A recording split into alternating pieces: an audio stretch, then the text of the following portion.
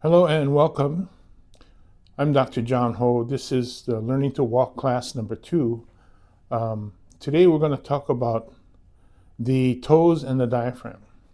And this is the May class. And what we're going to talk about is the toes, a very important part of balance and posture. The proprioceptors are nerve endings that tell your brain where your body is at in space. Okay? And then it's the brain's job to coordinate all of the muscle activity so that you can stand up straight and so that you can move without having to really think about it too much. So if you're learning to walk again, a lot of the people, they got to think about moving. They got to think about standing up out of a chair. They got to think about sitting on the floor. And most of the time, those are not an option. So we want to restore those abilities and make you more independent than limited by movement, right? So the proprioceptors are in the feet. Now, 90% of the proprioceptors are in your toes. And so they're very important that your toes engage with the ground, that they touch the ground.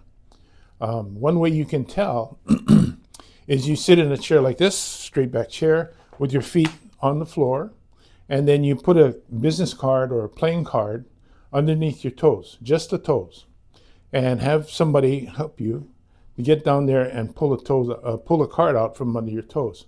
Now, for most people, the big toe will be touching the ground. The other four, not so much. They're floating in the air. Now, when that happens, your brain is not getting the full sense of information that it should get. It's kind of information deficient. So the purpose of this practice is to get you to engage those toes again and to make that the new normal.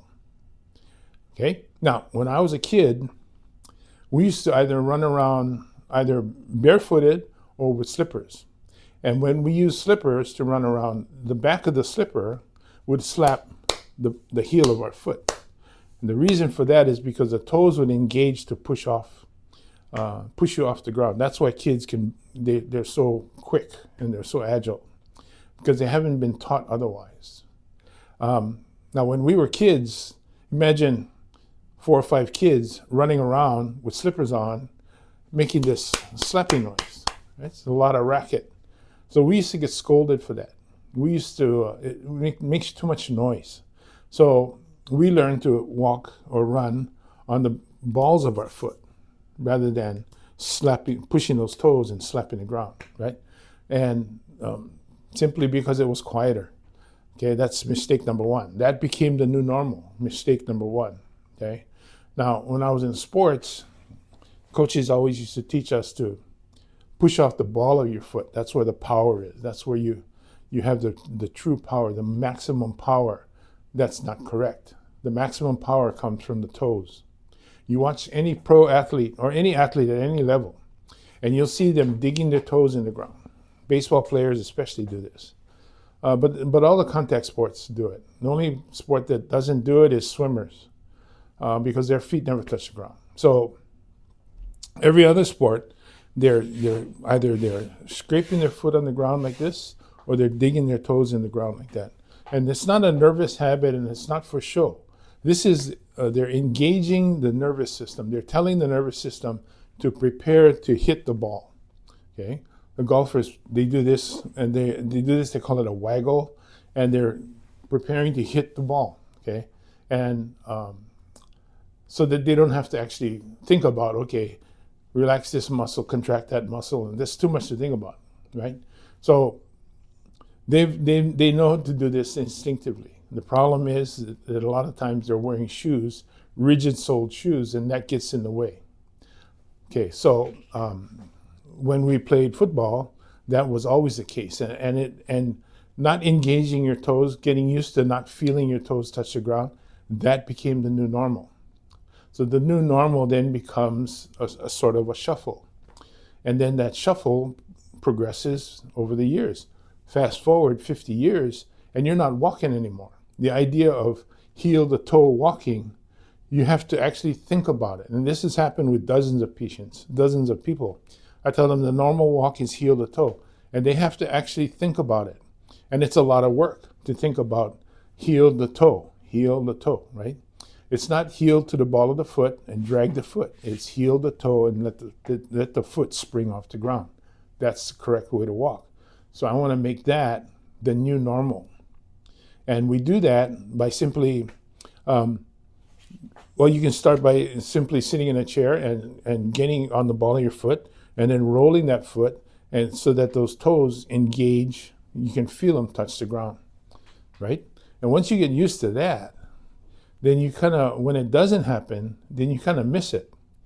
Okay, at first it takes a little bit of work to get there, but once you get there, when you're not doing it, you actually miss it. You feel uncomfortable. So then you start doing these things when you're sitting down, up and down, moving around, getting those toes to touch the ground.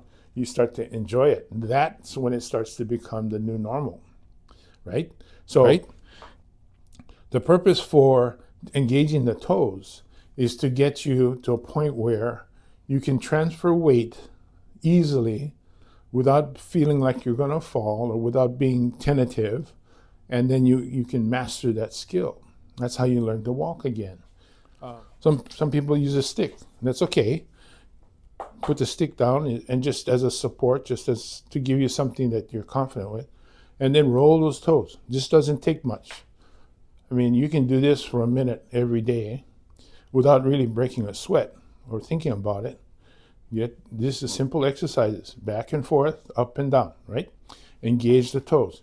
Step out, drag the toe back, step out, drag the toe back.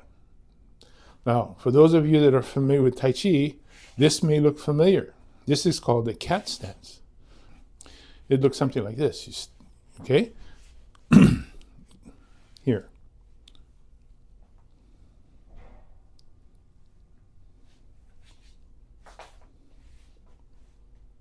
Okay, look to the right. Here.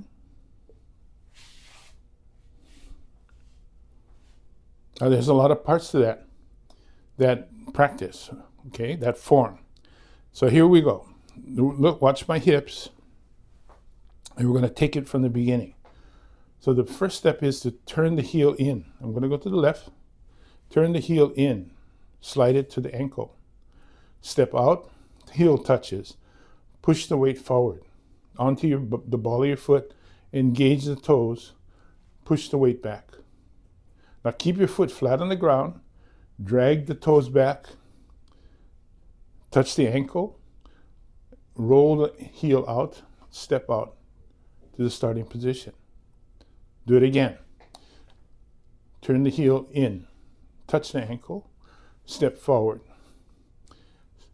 Transfer the weight forward. Transfer the weight back. Weight, foot flat on the floor. Drag the foot back. The heel touches the ankle. Now you're on your toes again. Turn the heel out and step out to the starting position. Okay?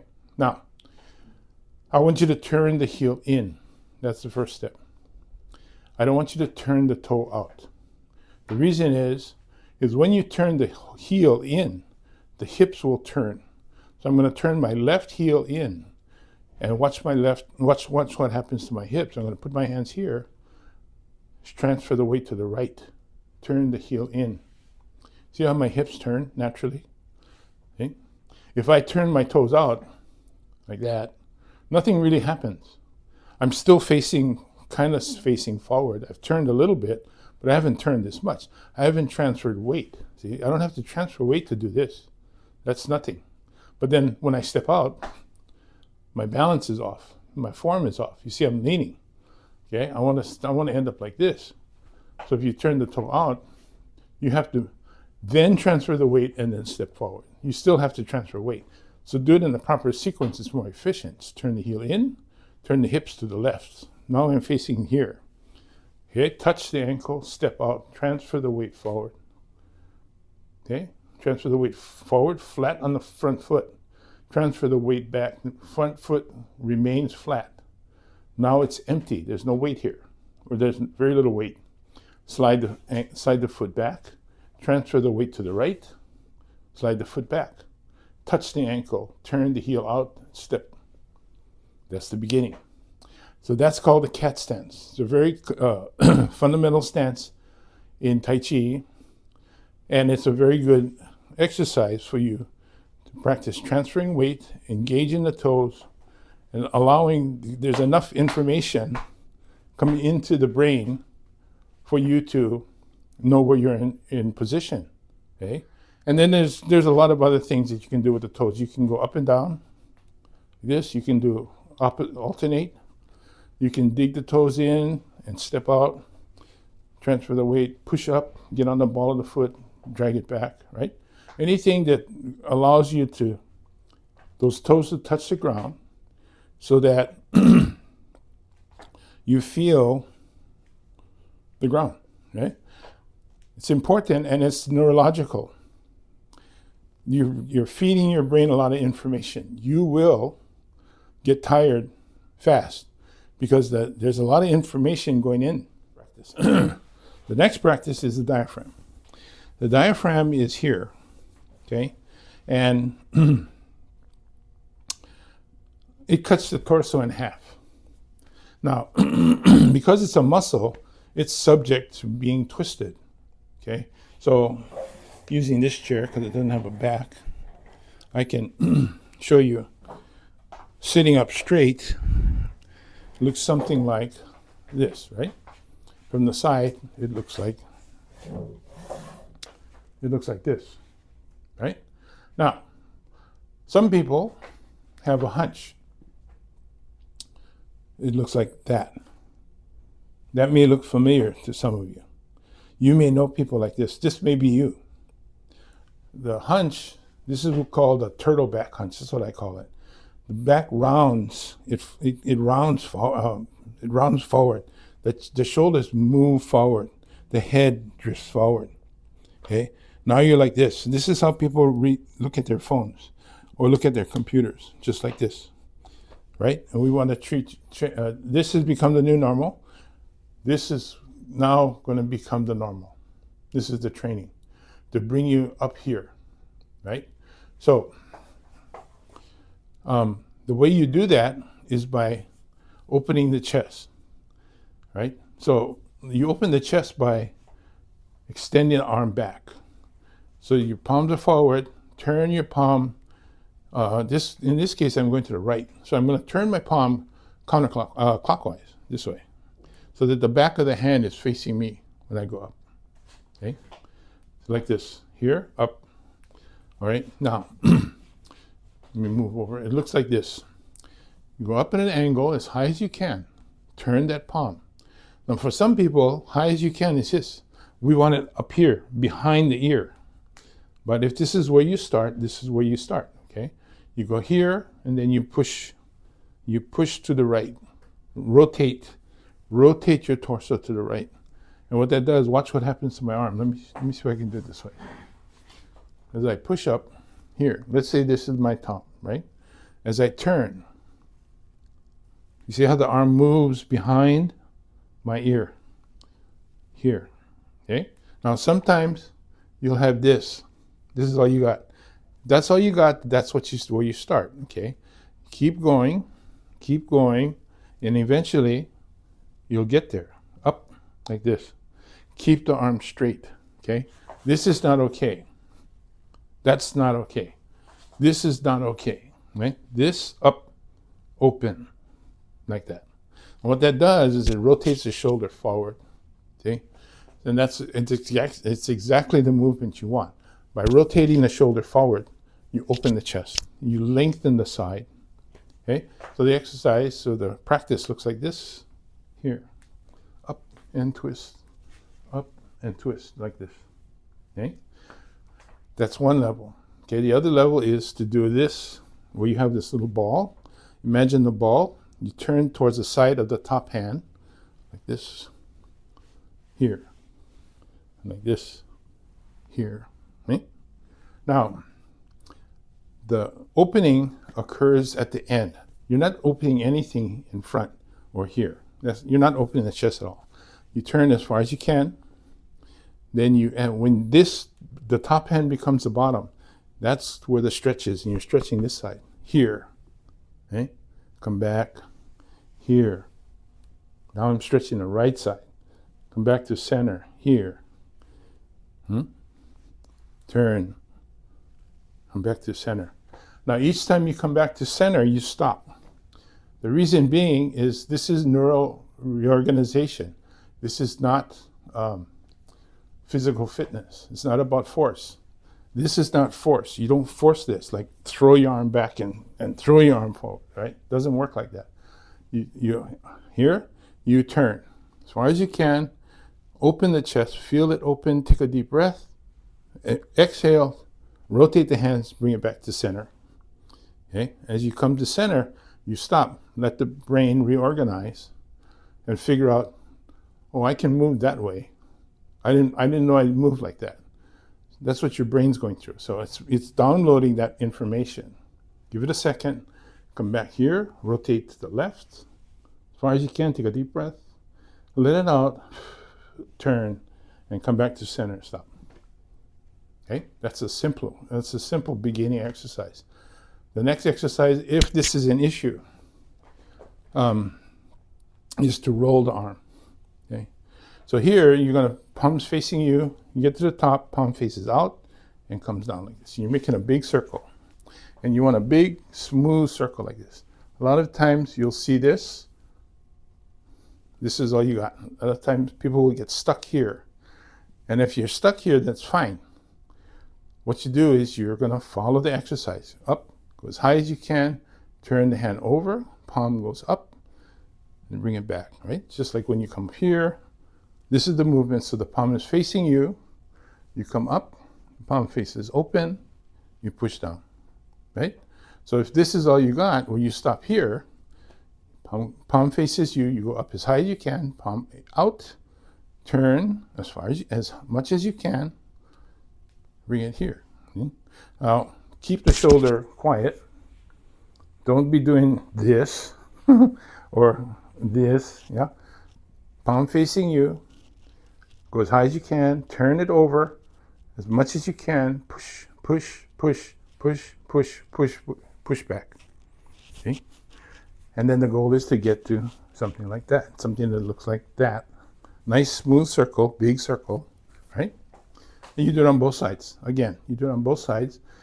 And again, this isn't a contest. You do it until you feel like you're tired, or you feel like the joint is getting to be a little sore, because you're moving tendons and joints in ways that haven't been moved for many, many years, right? So you have to kind of be kind to yourself, and yet you got to kind of go find out where that edge is, right? Find out where the limit is, so that when you push over here, then you can come out like this, a big circle, and you make progress. Okay, so if you're standing, don't practice on a chair with wheels, by the way. That's not good. Okay, or one that swivels. Okay, so the practice would look something like this. I turn here, okay? Up, big circle, gets a little sticky right here. Turn a little bit more, get there, go, go, go, go, go. See? Up, turn, go, go, go. Okay? That's the practice. And then it becomes this. Right? Big circles, turning the waist, shifting the weight. Big circle, turning the waist, shifting the weight, like this. So that's where the practice ends, right? Or that's where the objective of that practice. Now what that does, opens the chest, it mobilizes the shoulders, gets the shoulders moving, so that when you go into the horse stance, the shoulders don't get stuck up here, right? It repairs the posture. This upright posture becomes the new normal. When you do the horse stance, that straight back becomes the new normal. You're not hunched up here, and you're not hunched over like this. This is like a football stance. That's not what we want. We want this horse stance straight up, just like you're riding a horse. The back is straight, the head is on top of the pelvis. Okay? So that's the exercise, and that's the class for this week, or this month. Next month, we're going to talk about the fascia. What the fascia does is that's responsible for all these restrictions and limitations that you think are permanent. What has happened over the years is that little restriction has become a big restriction, and that's become the new normal. We want to replace the existing normal with the actual correct normal. And we do that by addressing the fascia. So we'll see you next month. Bye for now.